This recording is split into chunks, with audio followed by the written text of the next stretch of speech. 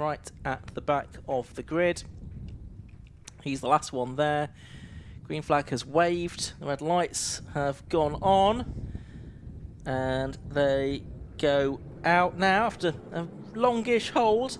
Adam Shepherd, I think it is, that makes a pretty good start there from pole position in the white car with the purple stripes, the traditional family colours, but it's not good enough because he's been swallowed up actually and drops to about third position, so it might well be Lee Deegan that's moved into the lead off the start. We'll pick them up as they head down to Maggots and Beckett's for the first time in this race. And it is looking like Lee Deegan out in front at the moment as they turn their way through. Adam Shepherd in second place. And then third place looks to be Luke Rosewell, the race one on the road winner, Andy. So not the best of starts as it turned out for Adam Shepherd.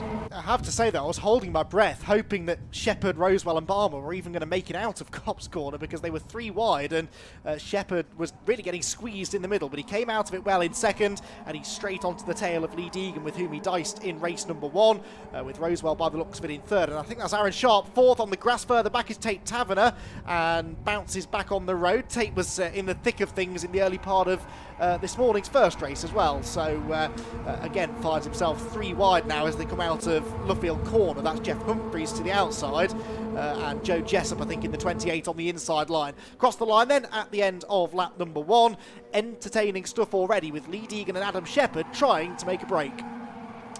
Yeah, there is the 22 car of Tate Taverner who had that moment. He's just ahead of number 5, Jeff Humphreys, Stock Cats champion many years ago now.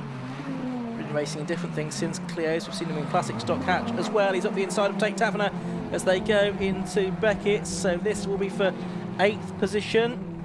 Also involved there is 25 Danny Hobson, who's continuing his comeback after being thrown out of qualifying for being for overtaking under yellow flags. Here are the leaders then, streaming down in towards Brooklands. They're going 3 wide. Further back though, Taverner and Humphreys. And on the inside there as well, the 25 car of Hobson.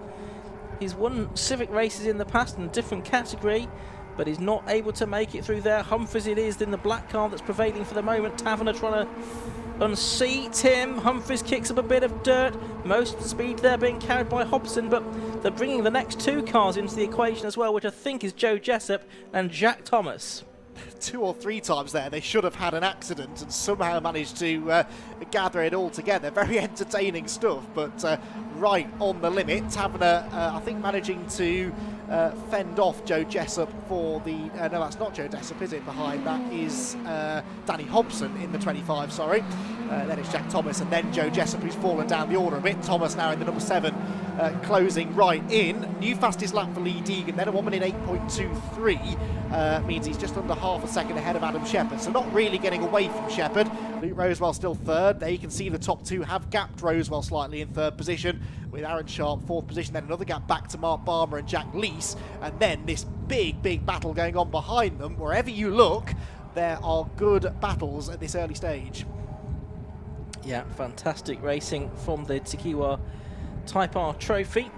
First season as a championship. It's been a series for a couple of years previous to that. We're watching the battle between Tate Taverner and Danny Hobson. It's for 9th and 10th position. They're just coming through Woodcut and crossing the timing line now to start another lap. Lap 4 of the race already. In the earlier race, the best lap was a 107.55 for Adam Shepherd.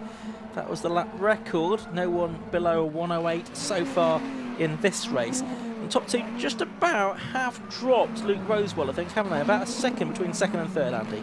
Yeah, Rosewell hasn't quite got the pace, at least at this point of the race, that he had in the early laps of race number 1. But of course, if Shepherd and Deegan start delaying each other, which I think they might do, then Rosewell could do what Shepherd did in race 1 and just play the waiting game and close in after, bringing maybe Aaron Sharp with him. Barmer there in... no, Jack Lees is now up to 5th, sorry, ahead of Mark Barmer. That happened just before they crossed the line. Then it's Matt Digby, Jeff Humphreys and Tate Taverner, who, as always, is right in the thick of it. Round Luffield they go, as they go through the corner, coming out of the corner with the race leaders, and they are closer than ever. Only a car length in it now between Lee Deegan and Adam Shepherd. Not long, I don't think, here, Ian, before Shepherd really starts asking some questions of the race leader. No, here they come into Copse Corner, and it's half a car length, 3/4 of a car length between the two of them. Adam Shepherd, whose dad Craig was also a champion with the 750 Motor Club in the past in Hot Hatch. Here they come down towards the right-hander at Beckett's, and they are almost at the point where they are overlapping now, almost at the point where two cars are touching briefly at Beckett's. Both experienced drivers, both have raced in a number of different categories as well. M3 Cup, of course, for Adam Shepherd, he was champion in that. He also raced in Ginettas on the British Touring Car Championship support package. In the past, Lee Deegan's raced in Mid-E7s. Of course, he's raced MRF Formula in India as well. He's got lots of different kinds of experience as Lee. Here they come out of Brooklands, out of Luffield, I beg your pardon, towards Woodcote Corner. Still nose to tail, so practically for a lap they've been nose to tail, Andy. Yeah, I thought Deegan had opened the door there, though. He understeered a bit wide through Luffield, which is very easy to do in a front-wheel drive car, but didn't quite allow Adam Shepherd to get the overlap that he wanted through Woodcote, but they couldn't be closer. Requires some real trust, actually, in the other driver to do this, to be so close to each other through such a high-speed corner as that. But despite being almost up the exhaust pipe of Lee Deegan's Honda Civic Type R, Shepherd wasn't actually able to make a move at Beckett. Again, it's Deegan that runs wide on the exit, though, so Shepherd has the slipstream down the Wellington Straight into what is arguably the best overtaking opportunity at Brooklands Corner. Is Deegan going to feel the need to defend this time? Not as of yet, but then again, Shepherd can't break any later than him and get up the inside either, so they stay as they are. You get the feeling, though, that something has to give at some point, and Adam Shepherd is not going to relax here. He's going to keep the pressure on Lee Deegan for as long as possible. Now, it's not going to be long before these two catch Graham Waterhouse, number 61, and number 23, Alan Gill, the two back markers. So there is going to be some traffic to deal with in the next couple of laps or so, I reckon.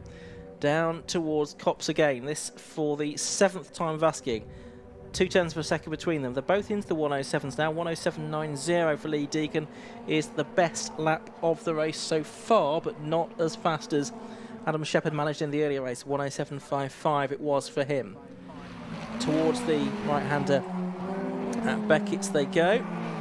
And Rosewell, who's about 1.6 seconds behind now, behind these two, just about in shot there as they turn their way through, but he's not proving to be the nuisance that he was in the first race for certain. There's, you can see the two back markers that I mentioned, who are going to come into play before much longer. Let's hope in a way that they don't have a decisive say in this race, and it's a pure battle between these two that gets resolved. A bit further back, Matt Digby, number 97, is having Tate Taverner side by side with him and trying to go around the outside of him at Brooklands, but Matt Digby holds on to his 7th position, and Jeff Humphries takes advantage of that to go around the outside as Taverner was a little bit unsettled there. Taverner coming back at him now. He's got Danny Hobson behind him as well. Taverner and Humphries going wing to wing, and back down towards us at Copse Corner they come with 6 3/4 minutes to go.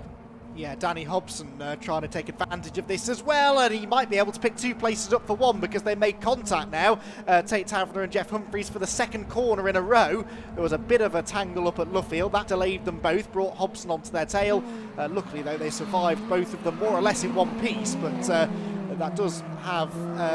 it does give the impression that those two drivers have rather had enough of each other, because actually 3 corners in a row that Taverner was involved in door-to-door contact. Settles in behind the 5 car for the time being as they race back down towards us. Backmarkers doing their best to stay out of the way now. Hasn't really had a big say so far in the lead battles. It's still Lee Deegan from Adam Shepherd as close as ever, with Luke Rosewell egging them on, I'm sure, from 3rd place.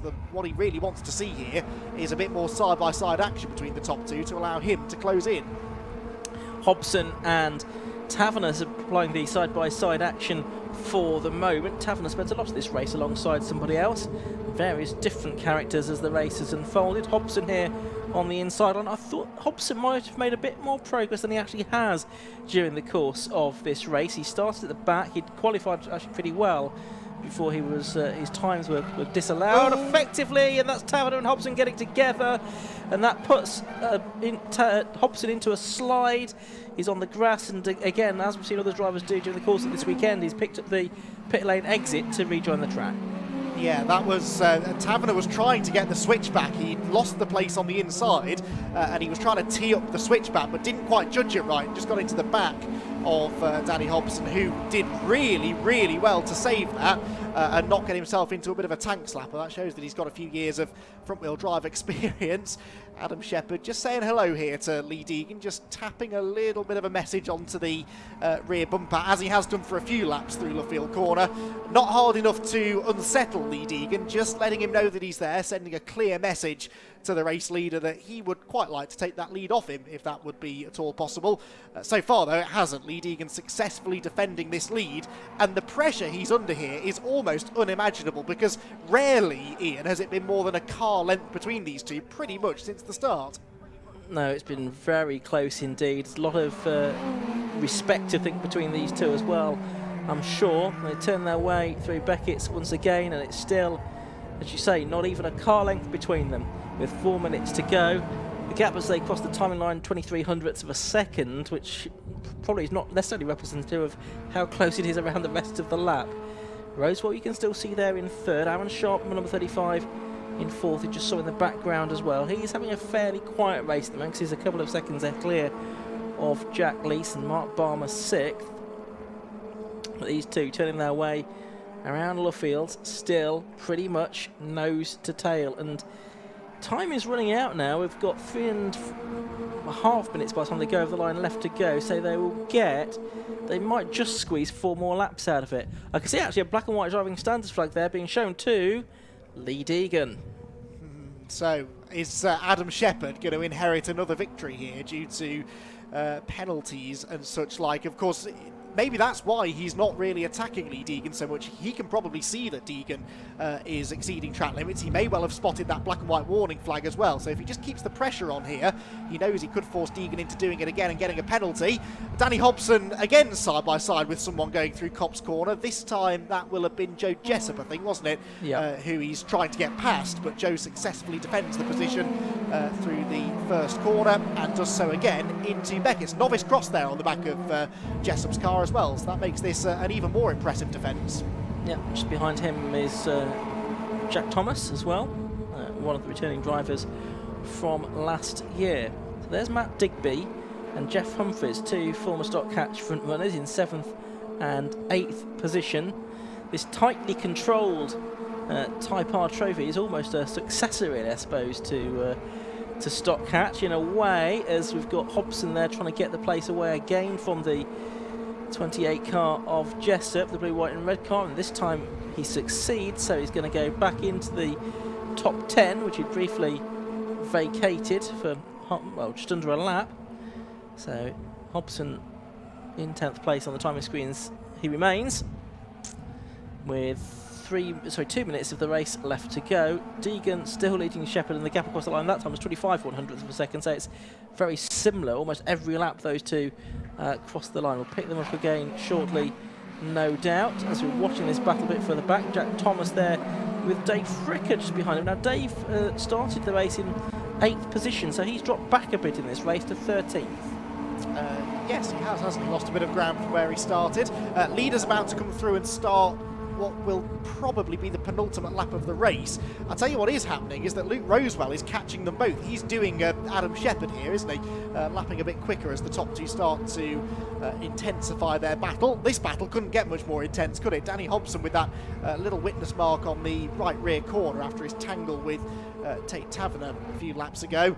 Has now worked his way to the front of this particular group of cars as the leading trio make their way through Copse Corner. Now, oh, there's a car off. That's one of the back markers. Number 72, Chris Stone, has had a spin. Was that anything to do with the leaders, I wonder, because they were about to lap him? Well, there's been no change in the order amongst the top three, but you can see how much closer Rosewell is. He was 1.3 seconds off the lead at the start of the lap. That ain't 1.3 seconds now. Not quite. It's come down a little bit, but he's not really close enough to strike. There'll be 1 lap to go at the end of this one as they come along the Wellington Straight into the turn-in for Brooklands now, the left-hander, and then it's the right-hander at Luffield, and that gap is still almost nothing between first and second, but this time Adam Shepherd will see, I think, the last lap board. I can see it's being prepared, and surely he will mount an attack like he's not mounted an attack so far during this race. Yeah, so down into Copse Corner then, running out of time. Last lap of the race here, race number 2 of the day for the Type R trophy. Is Lee Deegan going to be able to hang on and take this one then, or can Adam Shepherd make it a double officially after the post-race penalties and such? Shepherd won the first race by just 3.5 tenths. It could be even closer between the two this time. They've got a bit more traffic there to deal with into Beckett's corner. Deegan defends the middle ground. That might give Shepherd a bit more speed on the exit, which it does. This time it's Shepherd that runs a bit wider and exceeds track limits, but it's the last lap, so he's not really going to worry too much about that. Gets himself back in the slipstream again. Realistically, one more opportunity to do this. That's on the brakes into Brooklands. He feints to the inside line. Is he going to commit? No, almost locks the brakes, and now there's more traffic ahead as well, which thankfully stays well out of the way as the leaders now go through the final 2 corners. Yep, so can Adam Shepherd dive out of the slipstream and get alongside over the line? He's pretty close to the back of Lee Deegan, but I don't think he's going to be able to do it. About a length between them as they go through Woodcote Corner, and it is going to be a checkered flag and a win for Lee Deegan, and arguably he deserved that in race 1. He gets it in race 2, so Lee Deegan takes the checkered flag to win round 2 of the TEGIWA Type R Trophy Championship. Excellent, thank you very much, Ian. Yes, Lee Deegan, you join us down here in the pit lane after a very tense, dramatic race. Compared to what we saw in race 1, it looked a little bit calmer, but yeah, finally we're coming back with a race win. That's right, yeah, I mean, I was determined to take that one. I led the last race until the last lap.